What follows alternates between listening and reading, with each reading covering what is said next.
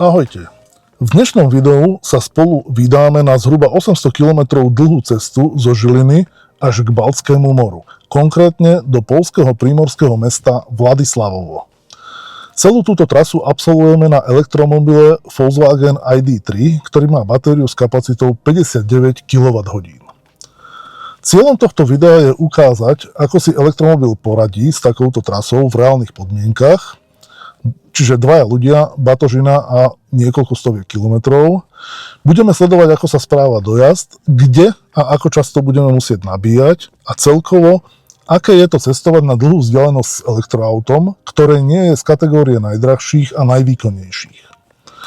Počas cesty budeme využívať hlavne nabíjacie stanice poľskej siete Greenway, ktorá je v Poľsku jedným z hlavných, ak nie úplne najväčším poskytovateľom elektrickej energie pre elektromobily.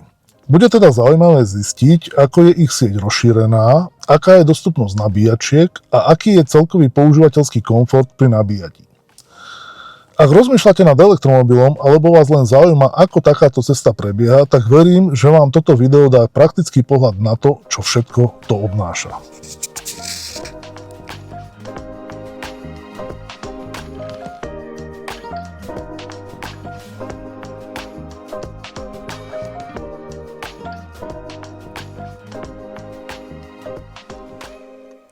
Dobré ráno, je 5 hodín 16. My máme nabité na 92% s dojazdom 565 km. Do navigácie zadám cieľovú destináciu.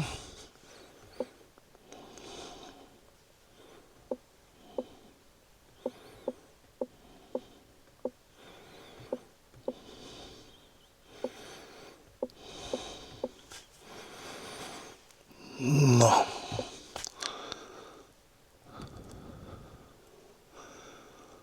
Tak, navigácia nám to vypočítala. 777 km, 9 hodín 27 minút. Zobrazíme si cestu.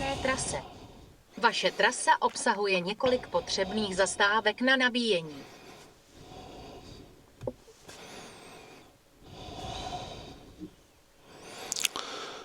Takže prvá zastávka bude na Greenway po 261 km. Mali by sme prísť s 21%. Myslím si, že to pravda nebude, že to bude menej. Uvidíme koľko. Tu vás chcem upozorniť na možnosť výmeny tej nabíjacej stanice. Ako som už spomínal, pôjdeme na Greenway a v blízkosti je 100 kW stanica Greenway alebo o 20 km ďalej 125 kW. Tak dáme tu bližšie a dáme pridať. Jeďte k zobrazené trase. Vaše trasa obsahuje několik potřebných zastávek na nabíjení. Čiže vidíte, všetky tie nabíjacie stanice sú už Greenway. Mali by sme byť v cieľovej destinácii 15:36, tak uvidíme, ako to pôjde. Je 13,5 stupňa, poprcha a my sa vydávame. Ešte sa ozvem počas cesty. Práve sme prekročili slovensko-českú hranicu.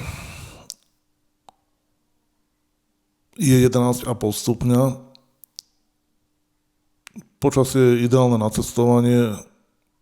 Uvidíme, ako bude ďalej. Možno ste si všimli, že mám infotainment v češtine. Je to z jedného jediného dôvodu, že hlasová asistentka, ktorá sa volá Ida, rozumie česky, slovensky bohužiaľ nie. Hlasová asistentka je spojená s ChatGPT a niekedy vie aj rozumne odpovedať.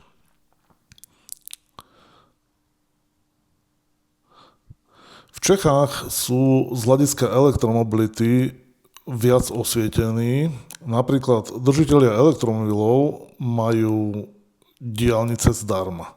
Je zaujímavé, že môžu mať diaľnice aj držitelia ktorí nie sú registrovaní v Českej republike. Stačí si stiahnuť zo stránok Ředitelství silnic a dálnic tlačivo, ktoré vypíšete, podpíšete, overíte podpis a s kópiou technického preukazu zaslete na spomínané ředitelství. Do 2 týždňov prišlo rozhodnutie, že môžem používať diaľnice. No, akurát sme natrafili na nejakú zápchu, alebo respektíve opravu cesty, takže ja sa ozvem. Tak, my sme práve prekročili hranice do Poľska. Máme za sebou 131 km. Priemerná rýchlosť je 77 km za hodinu a spotrebu máme 14,5 kW na hodinu, čo je, myslím, celkom solidná spotreba. K prvej nabíjačke to máme 140 km. Počasie je stále mizerné, nož ale na cestovanie dobré.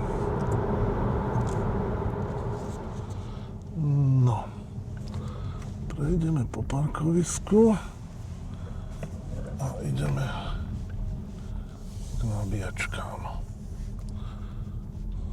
Dojeli jste do vloženého cíle. Nachází se na pravé straně silnice. No, jedno obsadené, jedno voľné, tak sa to pokúsime nejako nadsúvať.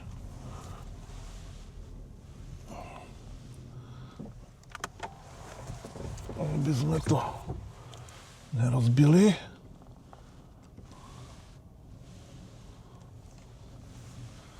Dúfam, že nám kábel bude dostatočný.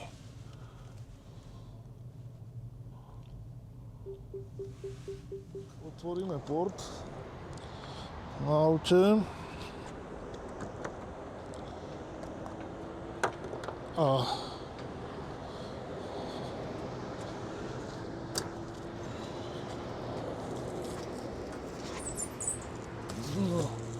je to ťažká hadica.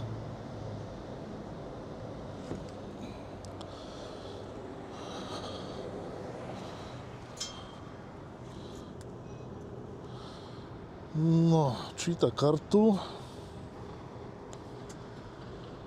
Pozrieme ešte.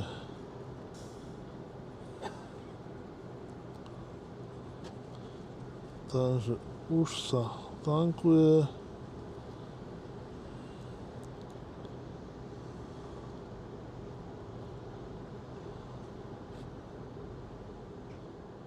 Takže, dobre, to je všetko.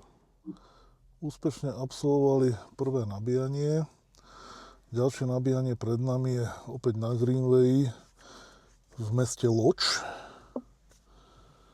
Mali by sme tam prísť 23%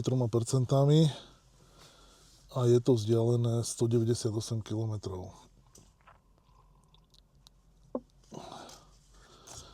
Takže dopijeme kávu a pomaličky štartujeme.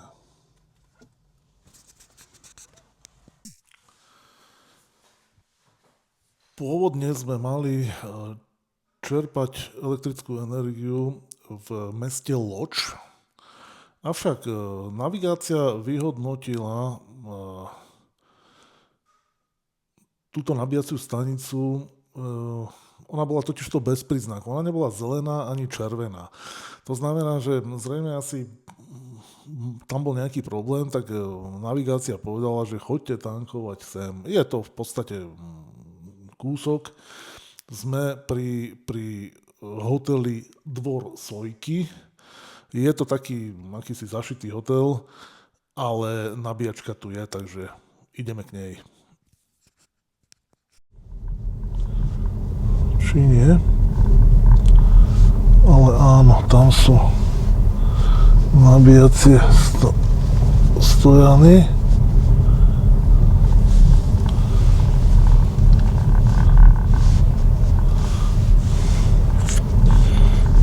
Dojeli jste do vloženého cíle. Nachází se na pravé straně silnice. No, takže toto je koľko kilowatt? 50, 150, 200. Takže ideme na tých 200. A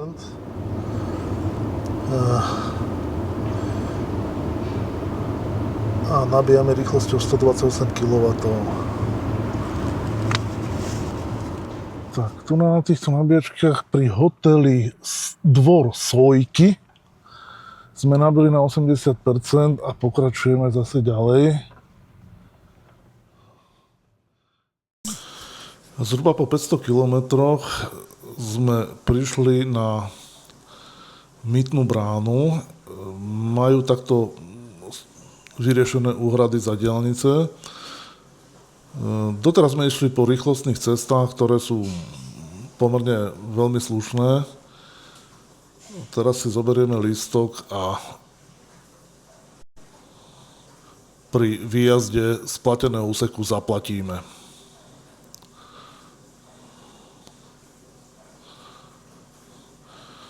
Počasie sa trošku umudrilo, slnečko už vykukuje spoza oblakov a pokračujeme.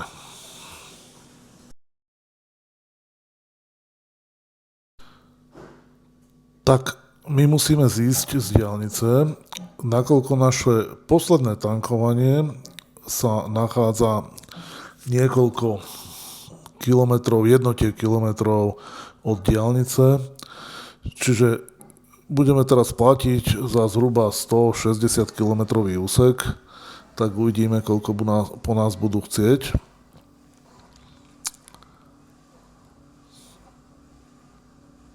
Takže a dúfam, že pôjde platiť kartou. Tak nie je to nejakých 18,6 poľského zlotého, zhruba niečo cez 4 eurá. A my pokračujeme k poslednému nabíjaniu.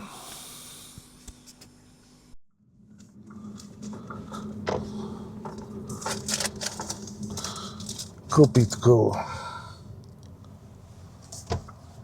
Týlko pro samochodov osobných.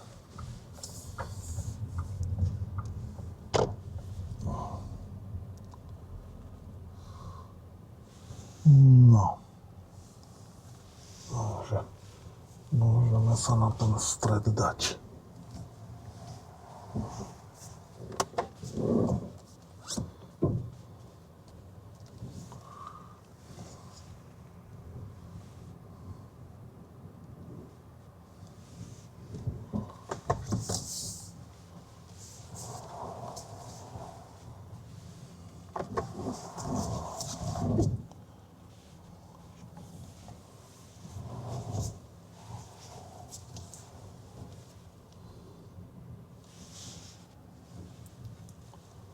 No, takže neviem, či koľko kilowatový stojan.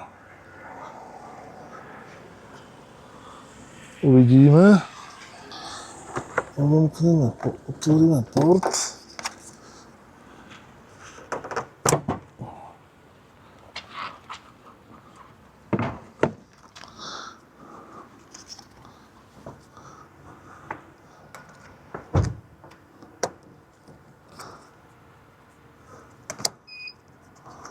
No.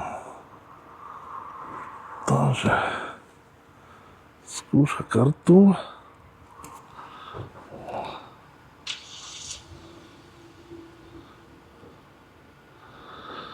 Ja idem zvýšiť hodnotu nabíjania do 100%, pretože sa zdržíme. Zastavili sme sa na Greenway Kopítkovo, dali sme si aj obed a museli sme už vypnúť auto z nabíjania, je 97%. Keď sa pozriem do navigácie, mali by sme na ubytovanie prísť okolo 4:30 po 133 kilometroch so 63%. Takže pokračujeme ďalej, ozvem sa z cieľa. Dorazili sme do mesta Vladislavov. K ubytovaniu to máme ešte zhruba 1 kilometr. Najväčší problém cesty bol asi zápchy okolo Gdyne a Gdaňska, tak tie nás zdržali najviac. Prichádzame do cieľa ešte so 63% v baterke a zhruba za 1400 metrov by sme sa mali dostať k našemu ubytovaniu. Je 10 minút po 5, po obede, takže cesta sa nám trošku predĺžila, ale nabíjanie nebolo na vine boli zápchy. Už nie je kde odbočiť. A pokračujeme ďalej. Za 100 metrů dojedete do cíle. Za 100 metrů dojedeme do cíle. Upírata taverna, takže asi jsme dobre. Dojeli jste do cíle. Nachází se na levé straně silnice. No.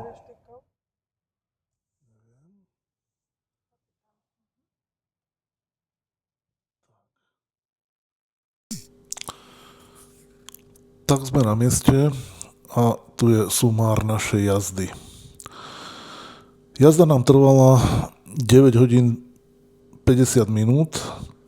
Prešli sme 781 km pri priemernej rýchlosti 79 km za hodinu so spotrebou rovných 16 kWh na 100 km.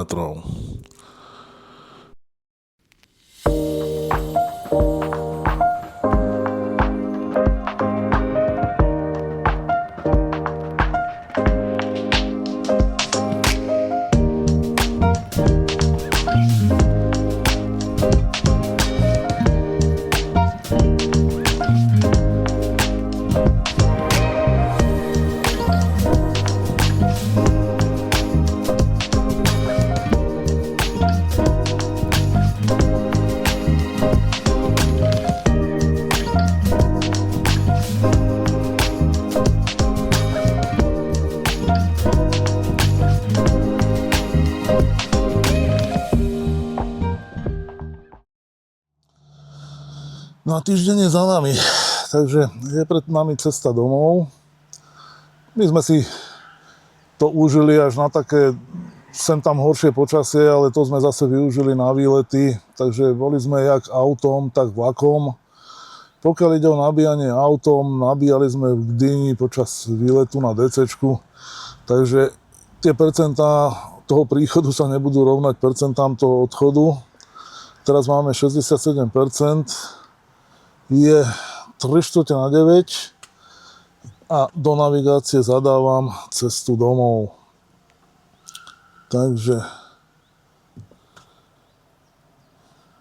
Vaše trasa obsahuje několik potřebných zastávek na nabíjení. Takže 50 metrů po silnici poďme číslo sa pozrieť 216. na tú trasu. Nyní se otočte a pokračujte po silnici 216. Takže prvé je zase Greenway, prvé je Bedronka Grudziač, ale to vymeníme za nejaký Greenway, takže poďme sa pozrieť, ako to pôjde. Prebieha hľadanie. Je tu 50 kW Greenway, 145 kW Greenway. Takže pridať. Vaše trasa obsahuje několik potřebných zastávek na nabíjení. A už je Jeďte 50 všetko, metrů po silnici číslo 216. Nyní všetko se otočte Greenway. a pokračujte po silnici 216. Doma by sme mali byť 18:37 a po 771 kilometroch. Prvá zastávka je po 164 km, mali by sme prísť s 28%. Takže štartujeme.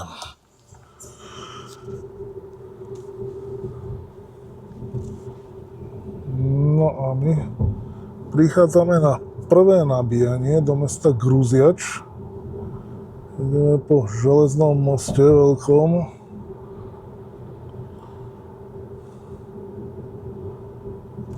Stav batérie je 23%.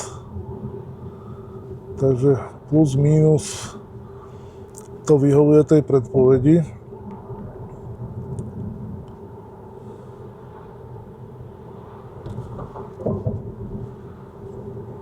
Naša spotreba bola doteraz rovných 15 kW, prešli sme 169 km s priemernou rýchlosťou 49 km.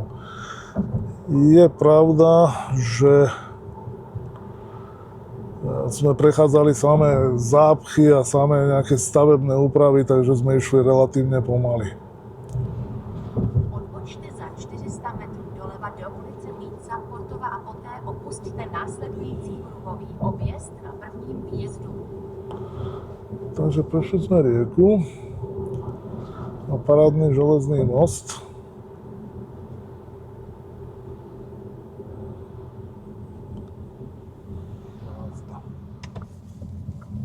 Dojeli jste do vloženého cíle. Nachází se na levé straně silnice.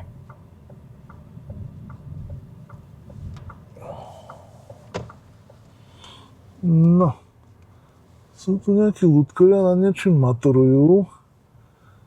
Sú s Daciou. My sa pokúsime zaparkovať.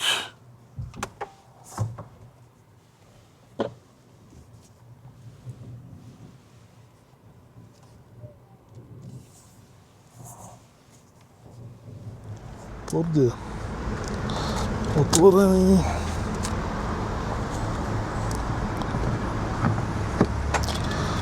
Musím si zobrať kartičku.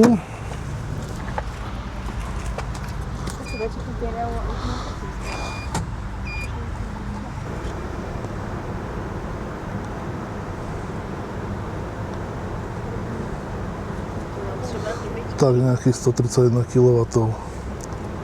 Skontrolujeme nabíjanie. Máme 89%. Ešte stále to nabíja 52 kW. No a myslím, že to môžeme ukončiť a pokračovať v ceste. Takže dáme koniec.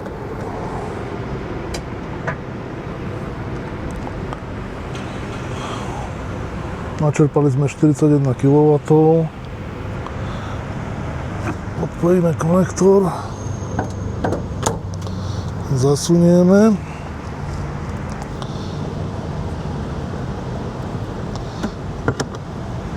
A môžeme ísť. Tak my sa blížime k druhému tankovaniu. Dnes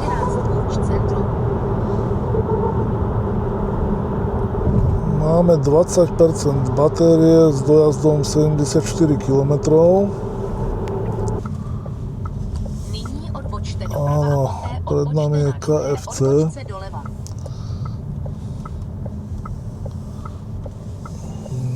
Odbočte na druhé odbočce doleva a při první příležitosti odbočte doprava.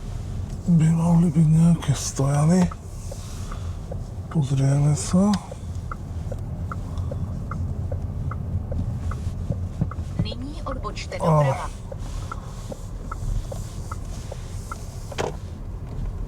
No, nabíja tu Volvo, Tesla. Sú to všetko 200 kW stojany, takže postavíme sa k poslednému. Máme nabitých na 77%. Do plného nabitia 80% zostáva iba 1 minúta. Ešte raz to zobrazím. Ten výkon je stále 66,8 kW.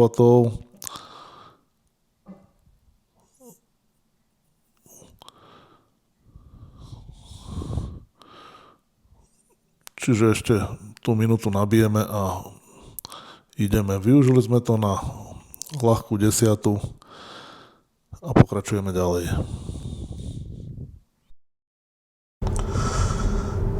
Tak my sa blížime k poslednému dnešnému nabíjaniu.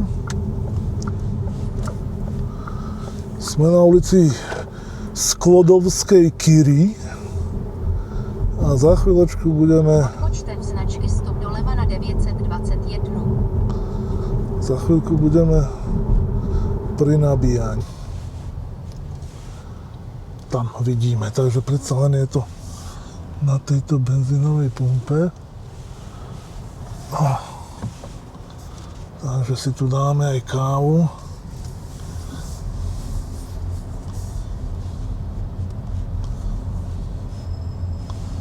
Len tu budeme musieť nejako opatrne nadsúvať. Vyzerá, že stojan funguje. Takže je tu zázemie nabíjacej pumpy. Otvoríme port. Zasunieme konektor.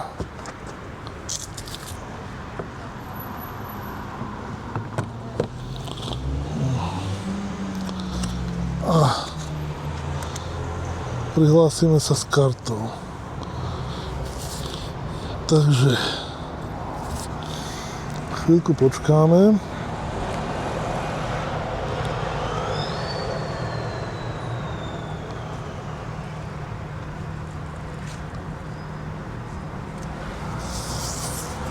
No, stýkače cvakli.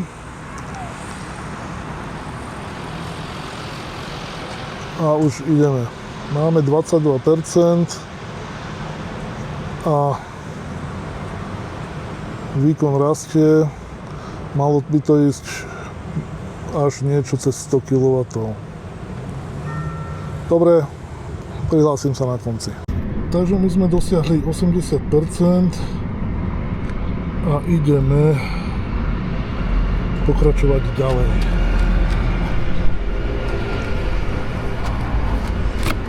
No, tento kábel je tak na dve ruky.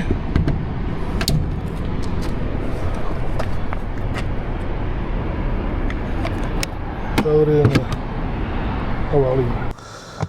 No, takže my sme nabili na 80%. Pokračujeme, pozrieme sa, ako to vyzerá. Domov by sme sa mali dostať po 186 km so zostatkom 35%. Takže pokračujeme. Tak my sme minuli Ostravu. Cesty sú príjemne prázdne. Je 3/4 na 8 a navigácia hovorí, že by sme mali tesne po 9:00 byť doma. Vrátim sa ešte k tej asistentke Ida, tak si ju môžeme vyskúšať, ako to funguje. Kolik obyvateľ má poľské mesto Vladislavovo? Podle ChatGPT roku 2021 mělo Vladislavovo přibližně 18 500 obyvatel. Kto byl Jára Cimrman? Podle ChatGPT Jára Cimrman je fiktivní postava, český génius, vynálezce a umělec, vytvořený dvojicí Zdeněk Svěrák a Ladislav Smoljak. Je známý svými absurdními a humornými příběhy. Co bylo dřív, vejce nebo slepice? Podle ChatGPT na tuto otázku neexistuje jednoznačná odpověď, protože se jedná o filozofickou úvahu o příčině a následku. Řekni nějaký vtip. To mě moji vývojáři nenaučili, ale zkusím to. Jaké auto je nejlepší do terénu? Služební. No, takže to bola malá ukážka. Myslím si, že sa to bude ešte vyvíjať, že sa to bude ešte učiť a že by to mohol byť aj nejaký užitočný pomocník na cesty. Prekročili československú hranicu Tadiaľto cez les už je tu docela prítmie. Máme pred sebou ešte 40 km a v baterke 35%. Tak dúfam, že to zvládneme. Zatiaľ všetko. Tak a sme doma. Po ceste späť sme prešli 775 km s priemernou rýchlosťou 73 km za hodinu. Cesta trvala 10 hodín 35 minút s priemernou spotrebou 16,3 kWh na 100 km. Táto spotreba po ceste naspäť je malinko vyššia a dávam to za príčinu tomu, že sme vlastne išli cestou do kopca. Čo ma prekvapilo, pretože to bola prvá moja taká dlhšia jazda, je to, ako navigácia dokázala predpovedať dojazd, dokázala hľadať nabíjačky a vlastne predpovedať, s akou hodnotou batérie k nabíjačkám dojdeme. Čo sa týka hustoty a siete nabíjacích staníc, naozaj netreba sa ničoho báť. Treba samozrejme trošičku pri tom rozmýšľať a v civilizovanom svete sa s elektrickým autom určite nestratíte.